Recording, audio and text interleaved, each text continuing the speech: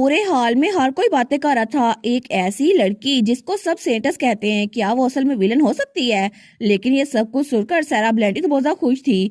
तो तब सारा ब्लेंडी वो कहती है ये नेचुरल है ऐसा सोचना, क्योंकि एग्जैक्टली ये सब कुछ इसने प्लान किया होगा ना, और ये सबको धोखा दे रही होगी।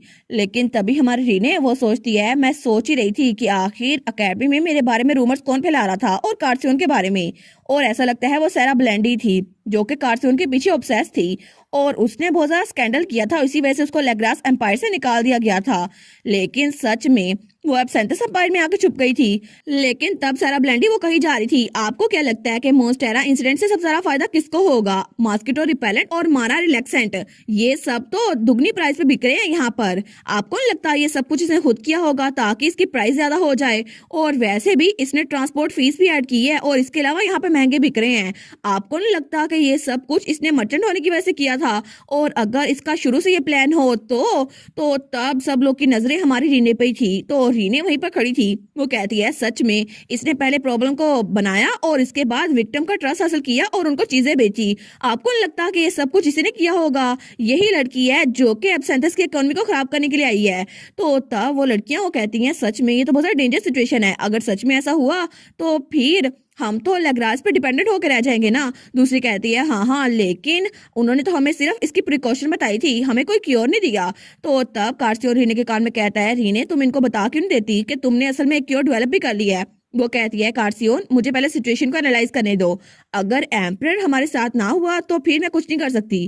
तो तब एम्परर कहता है अगर ये क्लेम सच है भी तो आपको नहीं लगता कि बाल रूम में ये बात करना बिल्कुल गलत होगा, क्योंकि ये एम्परर की बैंक्वेट है, और अगर आप ये कह रही हैं तो इसका मतलब है मैं अभी इनको बाहर निकाल दूं जो कि वहां रेगनेथ एम्पायर से डायरेक्ट यहाँ पर आए हैं। आपको नहीं लगता कि आपका डिसीजन थोड़ा बोल्ड है? तो तब सारा ब्लेंडी वो थोड़ा हिचकिचा रही थी, वो सोचती है नहीं नहीं मुझे कुछ सोचना होगा, ये अभी भी मेरी बात सुन रहे हैं, मैं बस कुछ और झूठ बोलूंगी और सब कुछ ठीक हो जाएगा।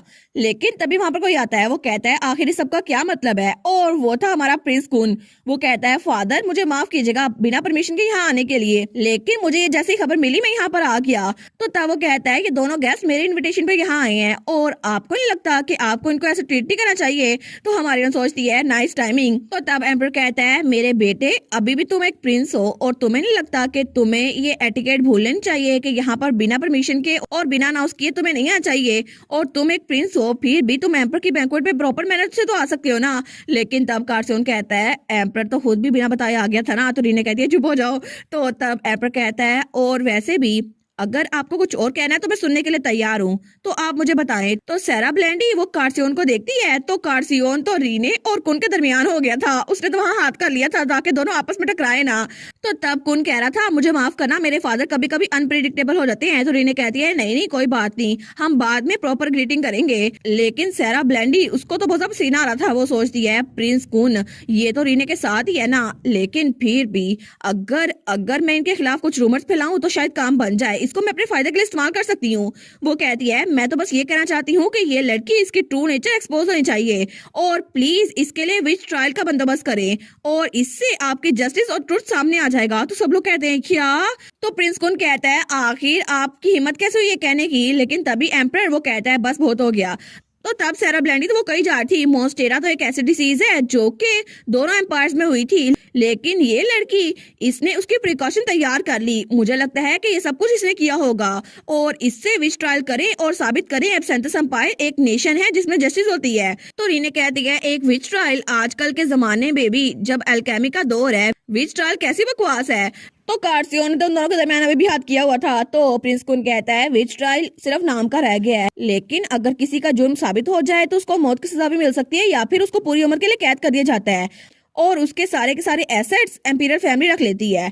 तो रीने वो सोचती है अच्छा तो इन्होंने मेरी प्रॉपर्टी सेक पर रखी है और मेरी मेडिसिनल रेसिपी, तो मैं अब पीछे नहीं बैठ सकती। और अब सच तो बिल्कुल मैटर नहीं करता, ये डिपेंड करता है कि एम्परर वो इसकी बात मानता है या फिर नहीं। एटलीस्ट कम से कम इन्होंने ये तो मेंशन नहीं किया ना मेरे पास क्योर भी है। तो प्रिंस कुन कहता है रीने तुम फिक्र ना करो, मैं कोई ना कोई तरीका ढूंढ लूंगा। वो कहती है नहीं अभी के लिए तुम ऐसे ही रहो। वो सोचती है ये अभी मेरी हेल्प नहीं कर सकता, अगर प्रिंस इसमें इन्वॉल्व हुआ ना तो सबको लगेगा कि वो मेरी साइड ले रहा है, और फिर इसकी बात का कोई वजह नहीं होगा, इस तरह इसके खिलाफ भी स्कैंडल फैलेंगे। लेकिन ये तो हीरोइन की इंट्यूशन थी ना कि उसको इसमें नहीं डालना चाहिए। तो कार्सियन उसके पास होते हुए कहता है रीने, तो रीने कहती है हाँ वो कहता है तुम्हें पता है ना मैं तुम्हारे लिए कुछ भी कर सकता हूँ, बस मुझे एक बार कहो और मैं कुछ भी कर दिखाऊंगा। वो सोचती है ये तो सच में रिलायबल है, लेकिन अगर कार्सियोन अंदर आया ना तो ये एम्पर को भी नहीं छोड़ेगा।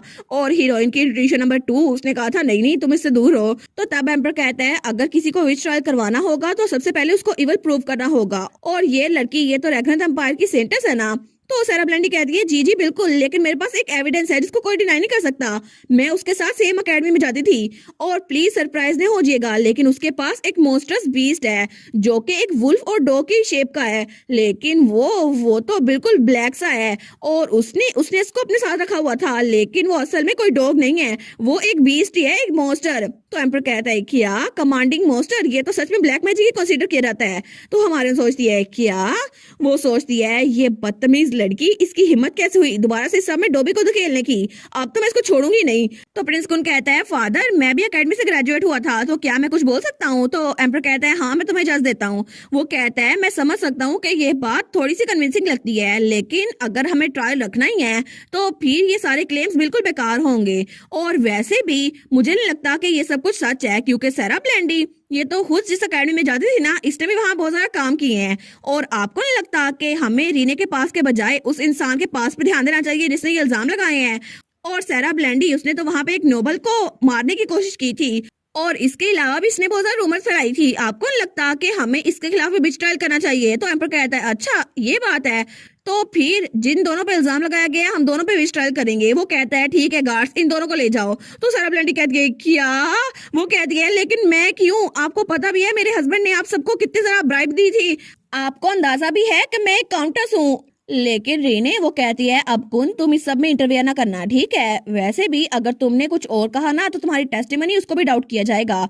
वो सोचती है अब मैं एक मेहमान हूँ तो ये मुझे डंजन में तो नहीं डालेंगे, लेकिन मैं एक गेस्ट हूँ तो ये मुझे एक रूम में बंद कर देंगे, लेकिन मसला यही है कि मैं कार्सियोन से दूर हो जाऊंगी, और कार्सियोन तो मुझसे दूर होता ही नहीं है ना। लेकिन तभी वहां पर कोई आता है, वो कहता है मुझे सबसे ऑब्जेक्शन है। तो एम्पर कहता है अच्छा लेकिन आखिर आप बैंक्वेट में क्या कर रहे हैं जनरल, और वहां पे ग्रैंड ड्यूक था रीने का ग्रैंडफादर। वो कहता है मुझे लगता है कि लेडी रीने उन पे इल्जाम लगाया गया है और उनको ऐसे रखना बिल्कुल इनअप्रोप्रिएट होगा, और अगर उनको इन्वेस्टिगेट करना ही है तो मैं पर्सनली उनको खुद इन्वेस्टिगेट करूंगा, इसीलिए मैं चाहता हूँ उनको पोर्टवा डची में भेज दिया जाए। तो एम्पर कहता है वैसे भी मुझे आपसे कोई उम्मीद नहीं थी कि आपके मैनर्स तो बिल्कुल नहीं है क्योंकि आप जंग के हीरो हैं, लेकिन फिर भी क्या कोई रीजन हो सकती है कि जिस लड़की से आपको कोई ताल्लुक नहीं है आप उसको बचाना चाहते हैं। तो रीने उसको देखती है, वो सोचती है ग्रैंड ड्यूक। तो ग्रैंड ड्यूक कहता है क्या मुझे आपको हर एक चीज बताने की जरूरत है एम्पर, और मैं तो बस यही कह रहा हूँ कि मैं अपने गेस्ट को यहाँ पर रखूंगा अपनी डची में, तो प्लीज इसको एक्सेप्ट कर लें। तो एम्पर कहता है ठीक है, वैसे भी आपका एटीट्यूड तो हमेशा मुझे अम्यूज करता है, तो ठीक है मैं सेंटर्स को आप पे इंटरेस्ट करता हूँ। तो सारा ब्लेंडी वहां से जा रही थी, लेकिन तब ग्रैंड ड्यूक कहता है थैंक यू सो मच। तो तब ग्रैंड ड्यूक वहां जाते हुए कहता है प्लीज मेरे साथ चलें और अपना सर बुलंद रखें क्योंकि आपने कुछ भी गलत नहीं किया। तो रीने वो कहती है जी बिल्कुल, और तब वो कहती है चलो ना कार्सियोन चलते हैं। वो कहती है तुमसे बाद मिलूंगी कुन, और उसके बाद कुन वहां पे खड़ा रह गया था और हमारी रीने वो अपने ग्रैंडफादर के पीछे जा रही थी। वो सोचती है कभी कभार मुझे लगता है कि कोई क्लियर एविडेंस नहीं है, लेकिन जब भी मैं ग्रैंड ड्यूक के साथ होती हूँ ना तो मुझे लगता है कि जैसे कोई मुझे प्रोटेक्ट कर रहा है और जैसे कोई मेरी फैमिली है, और इस बार तो मुझे बहुत ज्यादा फैमिलियर लग रहा है, लेकिन कभी कभार तो इनको देखकर मुझे फादर की याद आती है, और सच में इनकी वार्मथ ये तो मुझे बिल्कुल फादर की तरह लगती है।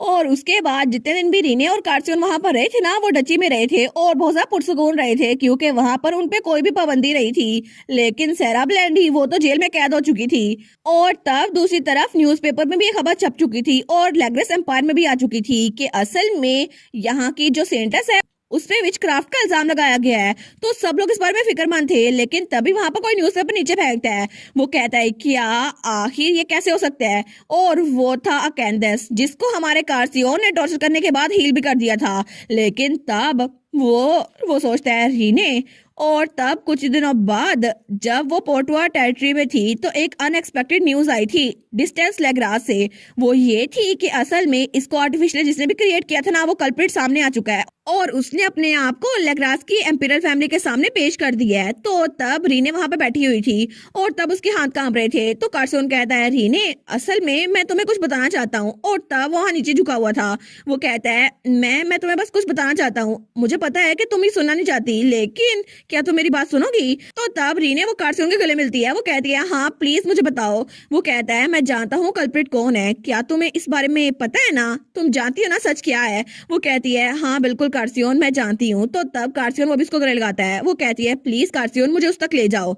और तब हमें दूसरी तरफ एम्पीरियल कैसल लेग्रास का उसका डार्केस्ट प्लेस दिखाई जाती है जहाँ पे कंदस को कैद किया गया था। तो तभी वो कहता है फाइनली तुम आ गई रीने। और वहाँ पे रीने और कार्सियोन थी, क्योंकि वहाँ पे गार्ड्स नहीं थे ना, तो वो लोग टेलीपोर्ट होके वहाँ पर आ गए थे। लेकिन तब रीने वो कहती है आखिर तुमने ये सब कुछ क्यों किया? तो कंदस कहता है तुम्हारा क्या मतलब है कि मैंने अपने आप को उन सबके सामने पेश क्यों किया, या फिर मैंने प्लेग क्यों फैलाया था, या फिर मैंने तुम्हें वाल्टर से होशियार होने के लिए क्यों कहा था, या फिर तुम ये पूछना चाहती हो कि मैंने तुम्हारे पेरेंट्स को क्यों मारा था? क्या तुम ये पूछना चाहती हो? तो रीने कहती है तुम्हें अंदाजा भी है तुमने कितने सारे लोग की जान ली है? तो कंदस कहता है तो फिर क्या हुआ? मुझे लगता है ये सब कुछ बिल्कुल ठीक हुआ, क्योंकि जैसे मैंने सफर किया था ना, सब लोगों को भी ऐसे सफर करना चाहिए। और जो तकलीफ मैंने बर्दाश्त की थी ना, उनको भी वो तकलीफ बर्दाश्त करनी चाहिए। क्योंकि तब जब मेरी जिंदगी बिल्कुल खत्म होने वाली थी तो मुझे एक दोस्त मिला, लेकिन बाद में मुझे पता चला कि वो दोस्त भी मेरे दुश्मन का बेटा था। लेकिन ये कितना अनफेयर था ना कि ये सारी तकलीफ ये मैं खुद अकेले बर्दाश्त करता रहा, कोई और इसको बर्दाश्त नहीं कर रहा था। तो रीने कहती है तो फिर क्या? तुमने मेरे पेरेंट्स को मार दिया क्योंकि तुम्हें एक ग्रज था कि सब लोग तुम्हारी जैसी तकलीफ बर्दाश्त नहीं कर सकते। वो कहता है हाँ बिल्कुल, क्योंकि वो मेरे रास्ते में आ रहे थे। तो रीने कहती है क्या? वो कहता है वो नोबल गुडविल और वो एक्सेप्शनल स्किल, वो सारे के सारे मेरे रास्ते में आ रहे थे। अगर तुम्हारे पेरेंट्स ना होते ना, तो पहले ही मेरी पहली इन्वेंशन वो फेल ना होती। लेकिन कितना रिडिकुलस है ना कि तुम्हारी मॉम ने इतने सारे लोग की जान बचाई, लेकिन कोई भी उनको जानता नहीं था। और फैमिलीज वो तो डर में जीती रहती अगर ये सब कुछ चलता रहता। अगर ट्रूबल्स ब्रू वो सही कामयाब रहती और उसका क्योर ना मिलता तो सब लोग डरते रहते। लेकिन तुम्हारी मॉम ने उसका क्योर बना दिया। लेकिन जैसे तुम्हारे मॉम और डैड मरे ना, तो उनमें से किसी भी इंसान ने तुमसे पूछा नहीं, तो तुम अकेली रही बिल्कुल तन्हाई में। लेकिन यहाँ पर सिर्फ मैं था, तुम्हारे साथ सिर्फ मैं था जो तुम्हें समझ सकता हूँ, और सिर्फ मैं ही हूँ रीने जो तुम्हें समझ सकता हूँ, क्योंकि तुम भी तो मुझे समझ सकती हो, है ना रीने? और वो तो बिल्कुल पागलों वाली हरकतें कर रहा था। लेकिन तभी रीने अपना हाथ उठाती है और उसके रख के थप्पड़ लगाती है। तो वो कहता है क्या? तो रीने की आंखों में आंसू आ चुके थे। वो कहती है बिल्कुल नहीं, मैं तुम्हारी तरह बिल्कुल भी नहीं हूँ। और चाहे कुछ भी हो जाए, चाहे हम दोनों ने एक ही तकलीफ क्यों ना बर्दाश्त की हो, हमारे पेरेंट्स बचपन में क्यों ना गुजर गए हो, लेकिन फिर भी ये पॉसिबिलिटी कि मैं तुम्हारी तरह हूँ बिल्कुल भी नहीं है। क्योंकि मैं कभी भी तुम्हारी जैसी बिल्कुल नहीं बनूंगी। मैं कभी भी अपनी सेल्फिश डिजायर के लिए किसी और की जान नहीं लूंगी, कभी भी नहीं। और तुम्हें पता है कि तुम्हें अकेला किसने किया? तुम्हारी सेल्फिश डिजायर ने, इसके अलावा कोई भी नहीं था। तो वो कहता है क्या मतलब रीने? तुम्हारा कहने का मतलब है हम दोनों सेम नहीं है? बिल्कुल नहीं, हम दोनों सेम है। इस पूरी दुनिया में हम दोनों सेम है, क्योंकि हम दोनों के स्कार्स एक जैसे हैं। तुमने भी वही तकलीफ बर्दाश्त की है जो मैंने की है, हम दोनों फैमिली हैं। तो रीने कहती है फैमिली? बिल्कुल नहीं।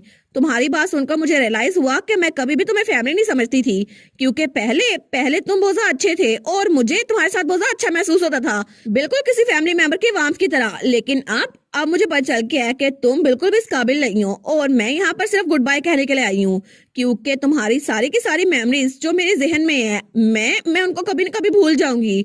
और वैसे भी फैमिली जरूरी नहीं है कि उनकी तकलीफ एक जैसी हो। इसका मतलब है कि जब वो दुख में हो तो एक दूसरे की केयर करें और वो हमेशा इकट्ठे खुश रहें।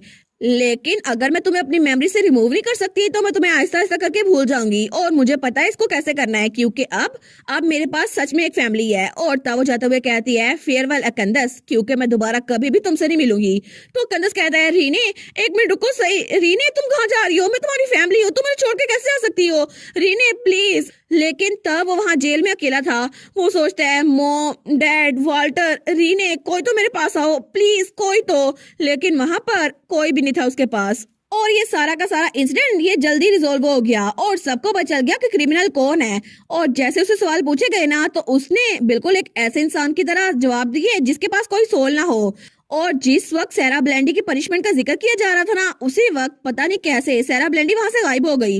लेकिन किसी को भी इसके बारे में पता नहीं था और किसी ने जानने की कोशिश भी नहीं की। लेकिन इस सब के पीछे कौन था वो तो किसी को भी नहीं पता था। लेकिन तभी कार्सियोन वो चुप रहने का इशारा करता है, क्योंकि ये सब कुछ उसने किया था।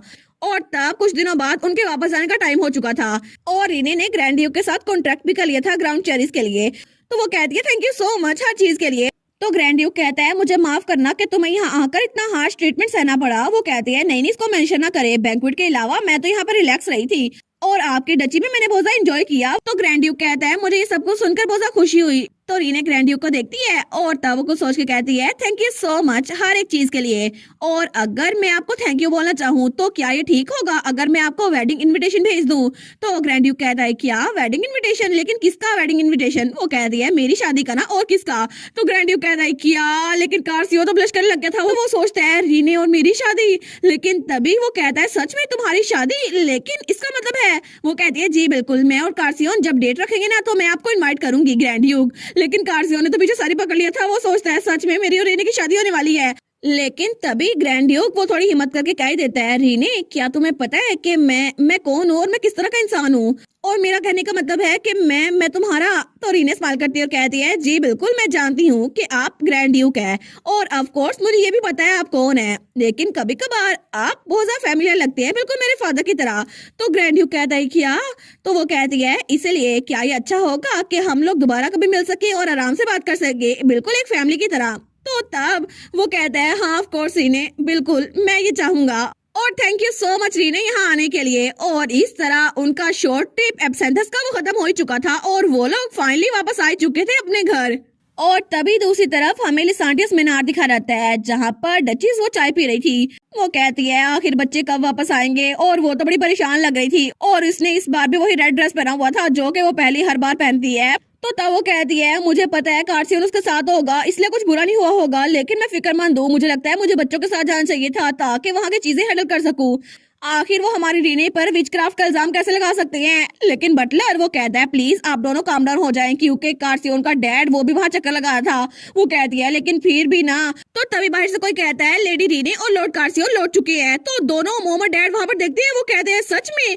और तभी वहाँ पर कार्सियोन टेलीपोर्ट होके आता है और उसने रीने को पकड़ा हुआ था। तो तब उसके मोम और डैड तो भाग के आ रहे थे। वो कहते हैं रीने, और कार्सियोन को तो भूल चुके थे। तो रीने कहती है देखा मुझे लगता है कि फाइनली हम लोग वापस आ ही गए। वो कहता है सच में लगता है इन्होंने बहुत मुश्किल से दिन गुजारे हैं। लेकिन तभी रीने वो अपना हाथ बढ़ाते हुए कहती है हम लोग वापस आ गए मोम डैड। तो दोनों वहीं पर रुक जाते हैं। वो कहते हैं क्या मोम और डैड? तो दोनों ब्लश करने लग गए थे। वो कहते हैं सच में मोम और डैड, इसने हमें मोम और डैड कहा। तो तब डचेस उसको गले लगा लेती है। वो कहती है मेरी प्यारी बेटी वेलकम, तुम घर वापस आ गई। सच में मैं तो बहुत ज्यादा खुश हूँ कि तुम वापस आ गई, लेकिन जब तुम दोनों अपने हनीमून के लिए जाओगे ना हम दोनों तो तुम्हें तभी बहुत ज्यादा मिस करेंगे, प्लीज जल्दी वापस आ ना। तो तब ड्यूक भी वही खड़ा था, वो भी बड़े प्यार से रीने को देख रहा था।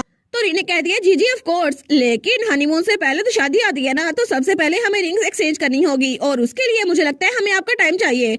लेकिन तभी डचेस कहती है क्या? तो रीने कहती है क्या हुआ?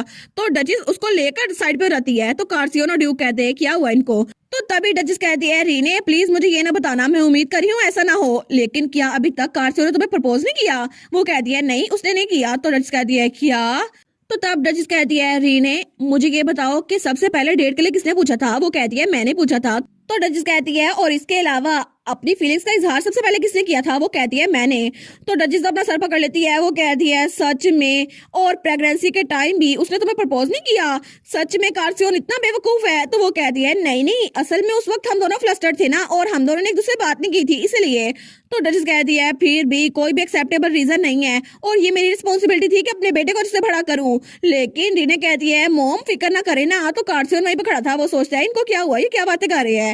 लेकिन तब हमें 1 महीने बाद का सीन दिखा रहता है। तो तब हमारी हीरोइन जेन के साथ बैठी हुई थी एक रेस्टोरेंट में। वो कहती है मुझे बताओ ना कि आखिर डचेस क्या वो सच में बेहोश हो गई? वो कहती है नहीं वो बेहोश नहीं हुई थी, लेकिन तब तो उनको बहुत ज्यादा गुस्सा था कि आखिर कार्सियोन ने मुझे अभी तक प्रपोज क्यों नहीं किया। तो जेन कहती है हाँ उनको तो गुस्सा होगा ना कार्सियोन पे, लेकिन जब हम पे जाना तुम एब्सेंथस एम्पायर में हो और तुम पे विचक्राफ्ट का इल्जाम लग गया है। तो तब पूरे क्लब के सारे मेंबर्स आगे थे कि हम रीने को बचाएंगे, और हमें खुशी है कुछ भी बुरा नहीं हुआ। लेकिन अगर कुछ भी हो जाता ना तो हम एब्सेंथस एम्पायर आ जाते, चाहे वो एम्पर क्यों ना होता, हम उसको छोड़ते ना। तो रीने कहती है नहीं ये सब कुछ तो कुछ ज्यादा ही हो जाएगा। तो तब वो कहती है अच्छा तो उसके बाद क्या हुआ? तो रीने कहती है क्या मतलब? वो कहती है प्रपोजल, क्या कार्सियोन ने तुम्हें अभी तक प्रपोज नहीं किया? और तुमने कहा था उसने तुम्हें प्रपोज कर दिया है, इसलिए तुम लोगों ने शादी की डेट रखी है। तो रीने कहती है अच्छा तो तुम्हें ये सुनना है? वो कहती है हाँ मुझे बताओ ना। तो तब रीने बताती है 1 महीने पहले जब हम लोग वापस आए थे ना उसके 2 दिन बाद, तो तब वो सोई हुई थी। लेकिन तभी कार्सन कहता है रीने, तो रीने कहती है हाँ क्या हुआ। वो कहता है प्लीज रीने थोड़ी देर के लिए उठ जाओ ना, और उसके गाल पे किस करता है। वो कहती है लेकिन क्यों। वो कहता है जल्दी करो ना, मुझे तुम्हें कुछ दिखाना है। वो सोचती है कल ये मेरे लिए लंच पर पुडिंग लेकर आया था और इसके अलावा डिनर में इसने बहुत ज्यादा फ्लावर्स दिए थे मुझे, लेकिन पता नहीं आज सुबह ये क्या प्लान कर रहा होगा। तो तब उठ के बैठती है। वो कहती है ठीक है मैं उठ गई हूँ। वो कहते हैं 1 मिनट रुको रीने। तो रीने कहती है तुम आखिर क्या कर रहे हो, जल्दी बताओ ना मुझे, मैं तो बहुत ज्यादा क्यूरियस हो रही हूँ। वो कहता है रीने क्या तुम्हें याद है हमने अपने फर्स्ट ईयर में एक लेटर लिखा था अपने फ्यूचर सेल्फ की तरफ। वो कहती है हाँ मुझे याद है मैंने भी लिखा था, लेकिन उस वक्त तुम बहुत ज्यादा रिबेलियस थे ना, तो पता नहीं तुमने क्या लिखा होगा। तो कार्सियन कहता है मैंने वो लेटर तुम्हारे लिए लिखा था। वो कहती है मेरे लिए, लेकिन क्यों। वो कहता है बस तुम इसको ओपन करके देख लो ना तुम्हें पता चल जाएगा, और थोड़ा सा ब्लश करा था। तो वो कहता है क्योंकि उस वक्त भी मैं फ्यूचर में तुम्हारे साथ रहना चाहता था, इसीलिए मैंने तुम्हारे लिए लिखा था। वो कहती है इसका मतलब है उस वक्त तो हम दोनों को एक दूसरे की फीलिंग्स के बारे में भी पता नहीं था, तो तुमने क्या लिखा होगा। लेकिन मैं क्यूरियस हूँ तुमने क्या लिखा था, चलो मैं इसको देख लेती हूँ। तुमने लिखा होगा कि प्लीज मुझे सताओ मत रीने। लेकिन जैसे वो उसको खोल के देख के ना वो तो बिल्कुल शॉक हो गई थी, क्योंकि कार्सियो ने वहां पर सिर्फ एक ही लाइन लिखी थी, रीने क्या तुम मुझसे शादी करोगी।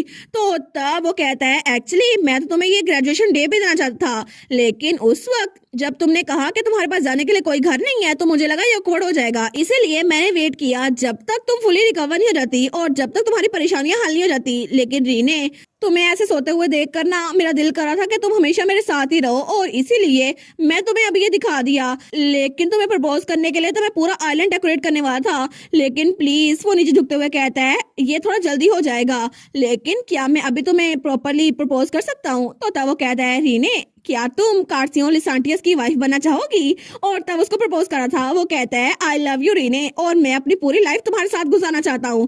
तो रीने तो शौक हो गई उसी को देखी जा रही थी। वो कहता है मैं चाहता हूँ तुम मेरी फैमिली का पार्ट बन जाओ। तो क्या रीने क्या तुम मेरे जैसे इंसान के साथ शादी करोगी। तो रीने उसको तो बहुत खुशी हो रही थी, उसकी आंखों में आंसू आ रहे थे। वो कहती है हाँ बिल्कुल कार्सियो, उसको गले लगाती है। वो कहती है थैंक यू सो मच मेरी लाइफ में आने के लिए। तो तब ये सब कुछ वो जेन को बता रही थी। वो कहती है ये मेरी वेडिंग का इनविटेशन है और तुम्हें वहाँ आना होगा। ये फंक्शन सिर्फ करीबी मेंबर्स के साथ होगा, मेरे दोस्तों के साथ और मेरी फैमिली मेंबर्स के साथ। लेकिन जेन मैं सच में चाहती हूँ तो मेरी शादी में आओ और मेरा वेडिंग ड्रेस तुम्हें डिजाइन करो, क्योंकि ग्रेजुएशन पार्टी की तरह मैं चाहती हूँ तो मेरे दिन को बिल्कुल बेहतरीन बना दो। तो जेन तो बड़ी खुश हो गई थी। वो कहती है सच में रीने मैं तो सच में बहुत ज्यादा खुश हूँ, और तुम भी बहुत ज्यादा खुश होगी ना। वो कहती है ऑफ कोर्स, क्योंकि मैंने इस दिन का बहुत बेसब्री से इंतजार किया है। और तब वो सोचती है अब मैं पीछे देख रही हूँ ना तो जो सब कुछ हुआ था जब मैं अकेडमी में गई थी और इतने सारे लोगों से मिली थी, तब मुझे पता नहीं था कि ये सब कुछ हो जाएगा। और तब मेरा तो फैन क्लब भी बन गया था और सारे लोग कितने अच्छे थे ना, और मेरी लाइफ में एक बहुत ज्यादा हार्डशिप आई। लेकिन अब कार्सियोन के साथ मुझे बहुत ज्यादा अच्छा लगेगा, क्योंकि मुझे पता है कि अब मैं बिल्कुल अकेली नहीं रहूंगी। और थैंक यू सो मच कार्सियोन मेरी फैमिली बनने के लिए। और तब हमें शादी का दिन दिखा रहता है। वो सोचती है मुझे लगा था कि सिर्फ मेरे फैमिली मेंबर्स और मेरे दोस्त ही होंगे, इसीलिए हमने कुछ ज्यादा सेलिब्रेशन नहीं की और सिर्फ लिसांटियस मीनार के अंदर ही डेकोरेशन की थी। तो तब जेन उसका हेयर स्टाइल बना रही थी। वो कहती है तुम्हारी शादी में तो बस कुछ ही महीने लगे हैं, कभी कभार तो किसी को बहुत सारे साल लग जाते हैं। वो कहती है सच में। तो वो कहती है मैं तुम्हारे बाल बना दिए हैं और तुम्हारी हेयर पिन बिल्कुल भी अनडन नहीं होगी। तो तुम्हें इस बारे में क्या लगता है रीने, क्या तुम्हें ये पसंद आया। तो रीने अपने आप को आईने में देखती है। वो कहती है हाँ बिल्कुल मुझे ये सच में बहुत ज्यादा पसंद आया। और रीने तो अपनी वेडिंग ड्रेस में बहुत ज्यादा प्यारी लग रही थी। तो जेन उसको गले लगाते हुए कहती है बस कर दो, ये मत कहो, तुम्हें तो परफेक्ट दिखना ही था ना, आज तुम्हारी शादी का दिन है। तो तब वो कहती है सच में मैं तो तुम्हारे लिए कोई और अच्छा ड्रेस बनाना चाहती थी, लेकिन जो ड्रेस मैंने ग्रेजुएशन सेरेमनी में बनाया था ना वो भी वेडिंग की थीम का ही था, फिर भी मुझे और मेहनत करनी चाहिए थी। लेकिन तब जेन कहती है सच्ची रीने मैं बहुत ज्यादा खुश हूँ। तो वो कहती है बिल्कुल, क्योंकि मुझे भी ये ड्रेस बहुत ज्यादा पसंद आया, और तब भी तुम एक स्टूडेंट थी ना, लेकिन तुमने बहुत ज्यादा मेहनत की थी और सच में ये मेरी लाइफ लॉन्ग मेमोरी की तरह रहेगा। वो कहती है रीने सच्ची। लेकिन तभी दरवाजे पे दस्तक होती है। कोई कहता है क्या हम अंदर आ सकते हैं। तो रीने कहती है जी बिल्कुल आप लोग आ सकते हैं। तो तब वो स्माइल कर रही थी। वो कहती है मेरे दोस्तों के लिए ये जगह हमेशा खुली है। और तब वहाँ पर ओलिविया और नैन्सी थे। वो दोनों कहते हैं कांग्रेचुलेशन तुम्हारी शादी के लिए रीने। तो रीने कहती है थैंक यू यहाँ आने के लिए। तो नैन्सी कहती है तुम तो बहुत खूबसूरत लग रही हो। तो तब ओलिविया उसको देखती है। वो कहती है हम तो रीने के फैन क्लब के रिप्रेजेंटेटिव के तौर पर आए हैं। और तब उसका ड्रेस चेक करती है, उसका हेयर चेक करती है। वो कहती है परफेक्ट, तुम तो बिल्कुल परफेक्ट लग रही हो। लेकिन तब वो कहती है रीने क्या हम तुम्हारी सेरेमनी से कुछ फ्लावर्स लेके जा सकते हैं, हम इसको एक मोमेंटो के तौर पे यूज करेंगे रीने फैन क्लब के लिए। और हम उसको मैजिक स्पेल के जरिए प्रिजर्व कर लेंगे। वो कहती है हाँ ठीक है। तो नैन्सी कहती है लेकिन कुन कहाँ रह गया, वो तो बाहर ही था ना, अभी तक आया नहीं। तो रीने कहती है क्या कुन अंदर नहीं आया? वो कहती है नहीं, शायद वो थोड़ी देर के लिए बाहर रुका है। तो तभी दरवाजे में दस्तक होती है। कोई कहता है क्या मैं अंदर आ सकता हूँ, क्या मैं थोड़ी देर में तुमसे बात कर सकता हूँ? तो रीने तो बड़ी खुश हो गई थी। वो कहती है हाँ बिल्कुल फ्योर, तुम आ सकते हो। और वहां पर फ्योर था। वो कहता है ब्राइड का वेटिंग रूम ये अभी तक बंद नहीं हुआ ना, तो क्या मैं तुमसे बात कर सकता हूँ? तो सारी लड़कियां उसको घूर के देखती हैं, लेकिन तब वो कहता है मैं थोड़ी देर बाद आ जाता हूँ। तो तब ओलिविया कहती है ओए तुम अभी बिल्कुल शार्प हो, अकेडमी के प्ले बॉय, अभी भी ऐसी बातें कर रहे हो। वो कहता है बस उसको ना लेकर आया ना। तो रीने स्माइल करती है। वो कहती है सच में इसको प्ले बॉय कहते थे? वो कहती है हाँ हाँ बिल्कुल, तुम्हें पता नहीं था। लेकिन फ्योर तो शर्मिंदा हो रहा था। वो सोचता है मुझे लगता है कि मुझे इन लड़कियों के बाद देना चाहिए रीने को कांग्रेचुलेशन कहने के लिए, लेकिन ऐसा लगता है कि मैं इस समय फिट नहीं बैठूंगा। लेकिन जैसे वो बाहर खड़ा होता है ना, तो वहां पे कुन भी खड़ा था, क्योंकि दोनों ही वहां पर ऑकवर्ड होके खड़े हो गए थे और वो दोनों ही रीने को पसंद करते थे, लेकिन रीने की शादी पर आए थे। ओहो बेचारे, कार्सियोन ले गया हमारी रीने को। तो तब प्रिंस कुन कहता है क्या तुमने मिस रीने को देखा? वो कहता है क्या? वो सोचता है क्या मैंने इससे पहले कभी बात की है? बस क्लब में जब आता था तब बात करता था। तो फ्योर कहता है हाँ थोड़ी देर के लिए मैंने उसको देखा था, वो अपने दोस्तों से बात कर रही है।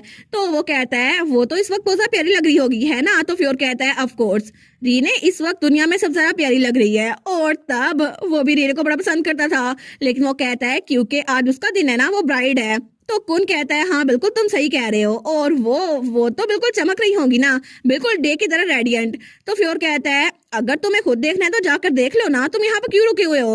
वो कहता है क्या? तो फ्योर कहता है सच में तुम्हारे दिल में भी रेग्रेट है ना कि तुमने अपनी फीलिंग्स का इजहार उससे पहले क्यों नहीं किया? मेरे दिल में भी वही रेग्रेट है, लेकिन आज उसकी शादी का दिन है और वैसे भी बहुत ज्यादा शोर है, तो कोई भी तुम्हारे दिल की धड़कन नहीं सुन पाएगा, तो तुम जाकर उसको देख सकते हो। तो प्रिंस कुन वो कहता है क्या? लेकिन तभी वो स्माइल करता है। वो कहता है थैंक यू सो मच। तो तब वो कहता है मैं कभी भी रीने के लिए चीजें मुश्किल नहीं करूंगा, और थैंक यू सो मच मुझे बताने के लिए, और अपना टाइम एंजॉय करो। तो फ्योर वहीं पे रह गया था। वो सोचता है कौन किसकी फिक्र कर रहा है, क्योंकि हम दोनों का हाल एक जैसा ही है। लेकिन तब थोड़ी देर बाद रीने वो जेन के साथ थी। वो कहती है अच्छा तो फिर ये कैसा गया? वो कहती है जैसे तुमने कहा था मैंने वैसा ही किया था। हांस का तो बिजनेस सेंस बहुत ज्यादा अच्छा है, लेकिन उसका इंटीरियर का सेंस बिल्कुल भी अच्छा नहीं है, और जब हमारी शादी होगी ना तो सारा इंटीरियर डिजाइन मैं ही संभालूंगी। तो रीने तो स्माइल करती है। वो कहती है सच में? वो सोचती है सच में मुझे लगा था ये सब कुछ बिल्कुल ऐसे नहीं होगा, क्योंकि मेरा सबसे बड़ा कन्फेशन यही था कि मैं रेक्स और इरहान के बारे में अपनी आंट को बता दूं, और मैंने बहुत ज्यादा एविडेंस जमा किए थे, लेकिन मेरी आंट ने उन एविडेंस को सुना ही नहीं, और उन्होंने बस मेरी बात सुनी और मुझे गले लगा लिया। उन्होंने कहा रीने क्या सच में तुम्हें लगता है कि मुझे तुम पे ट्रस्ट नहीं होगा? और उनकी आवाज तो कांप रही थी। लेकिन तब अंकल, आंट और लुका उन तीनों ने बैठकर वो सारी रिकॉर्डिंग सुनी थी, और आखिर में मैंने कहा था ये आपकी फैमिली गैदरिंग है, इसीलिए मैं अपने कमरे में रुकती हूँ। और तब मुझे लगा था पता नहीं क्या होगा, लेकिन मेरी आंटी ने मुझे तसल्ली दी थी कि ये फैमिली गैदरिंग है, लेकिन तुम्हें यहाँ जाने की जरूरत नहीं है। और तब मैं अपने कमरे में आ गई थी, लेकिन मैं बहुत ज्यादा फिक्रमंद थी, पता नहीं क्या होगा, क्योंकि इस कमरे में ऐसे रहना मुझे रक्स की याद दिलाता था। लेकिन थोड़ी देर बाद ही ये सब कुछ खत्म हो गया, क्योंकि अंकल, लुका और आंट तीनों आए मेरे इकट्ठे कमरे में, और उन्होंने मुझे गले लगा लिया, और उन्होंने कहा कि वो हमेशा मेरे साथ ही रहेंगे और हमेशा मेरा साथ देंगे।